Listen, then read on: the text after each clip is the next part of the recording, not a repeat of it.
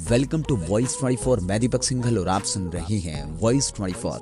तो जुड़े रहिए आज हमारे साथ। अब तक की ये सबसे मोटिवेशनल कहानी 2 मिनट निकालकर इस वीडियो को पूरा जरूर देखना। ये कहानी आपको एक नया मोड़ देगी, क्योंकि इस कहानी के अंदर हम आपको आपके पापा से मिलवाने वाले हैं और बताएंगे आखिर पापा भी कुछ कहना चाहते हैं हम सबसे। हम लोगों से कुछ कहना चाहते हैं हम सबके पापा। एक लड़का अपने पापा से बोलता है, पापा मुझे नया मोबाइल चाहिए। पापा ने कहा, बेटा अभी कुछ दिन और रुक जा, फिर तुझे नया मोबाइल दिला दूंगा। बेटे ने कहा, आपके पास मेरे लिए कभी पैसे नहीं होते। मेरे सब दोस्त अच्छे से रहते हैं, किसी के पास कोई कमी नहीं है, केवल मेरे पास ही हर चीजों की कमी होती है। पापा, बच्चे पैदा करना बहुत आसान होता है, लेकिन उन्हें पालना बेहद मुश्किल। जब आप मेरी जरूरत पूरा नहीं कर सकते तो क्या मतलब है मेरा इस घर में रुकने का। मैं ये घर छोड़कर जा रहा हूँ। और बेटा घर छोड़कर जाने की जिद करने लगता है। मम्मा और पापा ने बेटे को रोकने की और समझाने की बहुत कोशिश की, काफी कोशिश की, लेकिन वो नहीं रुका। गुस्से में आकर उसने अपना बैग पैक किया और घर से निकल पड़ा। लेकिन घर से निकलते वक्त गलती से उसने अपने पापा की डायरी अपने बैग में डाल ली। पापा की आदत थी, वो हमेशा डायरी लिखा करते थे और उनकी डायरी छूने की परमिशन किसी को नहीं थी। लड़का घर से काफी दूर आ गया और थक कर बैठ गया। जब उसने वो डायरी देखी तो उसने सोचा, आखिर मिल गया खजाना। आज पता चल जाएगा मेरे पापा ने कहां कहां दौलत छुपा के रखी हुई है और उन्हें किन किन लोगों से पैसे लेने हैं। बेटे को लगा इस डायरी में पापा ने लेन देन का सारा हिसाब लिखा होगा।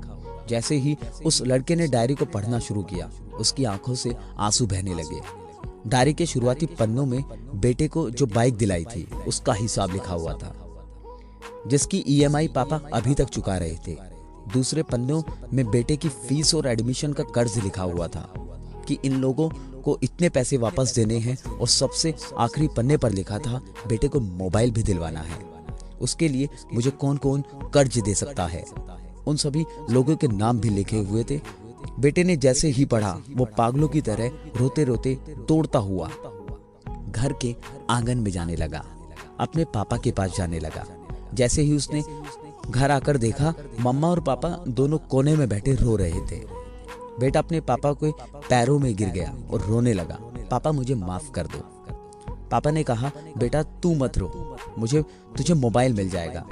बेटे ने कहा, पापा मुझे कुछ नहीं चाहिए, मैंने आपकी डायरी में सब पढ़ लिया। मैं अब आपको कोई दुख नहीं देना चाहता हूँ। मैं अब बहुत मेहनत करूंगा और सब ठीक कर दूंगा। ये सुनकर पापा ने बेटे को गले से लगा लिया और पापा की आंखों से आंसू आ गए। दोस्तों, माँ बाप अपना पूरा जीवन, अपनी पूरी खुशी आपके लिए कुर्बान कर देते हैं, लेकिन कुछ बच्चों को लगता है कि माँ बाप कुछ नहीं कर रहे हैं हमारे लिए। वो आपको अपनी समस्या नहीं बताते। रिश्तेदार भी उन्हें नीचा दिखाते होंगे, वो सह लेते होंगे। लोग भी उन्हें ताने मारते होंगे और वो सह लेते होंगे। लेकिन हम लोगों से अपनी समस्या कभी शेयर नहीं करते, क्योंकि वो कभी हमें और आपको टेंशन नहीं देना चाहते। अब हमारा और आपका फर्ज भी बनता है अपने माँ बाप को अच्छी तरह रखना और उन्हें सारे सुख देना, ताकि वो कभी भी अपनी लाइफ में, अपनी जिंदगी में कोई टेंशन न ले पाए। यदि आप नींद में सोए हैं तो जाग जाइए और अपना करियर बना लीजिए, क्योंकि अगर माँ बाप के रहते कुछ नहीं कर पाए तो बाद में आप सोने के महल भी बनवा लोगे, उसमें भी आपको नींद नहीं आएगी। अपने जीवन में कुछ बेहतर कर देना, ताकि मम्मी और पापा की उम्र होने के बाद भी उन्हें कोई काम न करना पड़े। दोस्तों, इस पूरी दुनिया में मम्मा पापा से बढ़कर कोई नहीं है।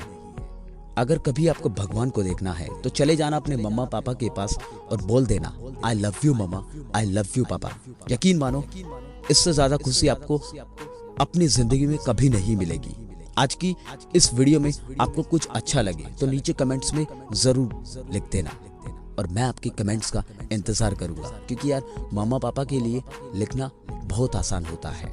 आज अपनी मम्मी और पापा के लिए कुछ कमेंट्स में जरूर लिखना।